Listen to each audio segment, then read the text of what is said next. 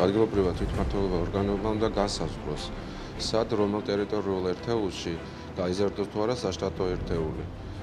ზუგდიდის მუნიციპალიტეტის შემთხვევაში მოგახსენებთ, რომ შედგება 59 ტერიტორიული ერთეულიდან და ყავთ თითო წარმოადგენელი. აუცილებლად მივიჩნევთ, რომ აუცილებლად უნდა დაემატოს მინიმუმ ერთი საშტატო ერთეული ყველა ტერიტორიულ ორგანოს. თვითონ გამგეობის სტრუქტურაში უნდა შევიდეს სრულება. ეხლა არის 68 საშტატო ერთეულია. ალბათ უნდა გაიზარდოს 30-32 საშტატო ერთეული.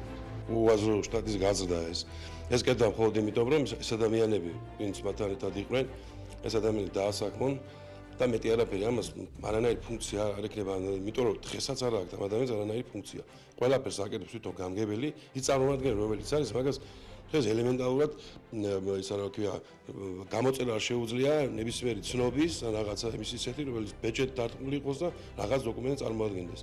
ასე რომ უაზრობა ფაქტიურად ეს ეს კეთება მხოლოდ ერთადერთი იმიტომ, რომ ეს ადამიანები რაღაცნაირად დაასაქმონ და უთხრან, რომ აი ჩვენ გვედექით გვერდით და დღეს ჩვენ არანაირი ფუნქცია ამას არ ექნება.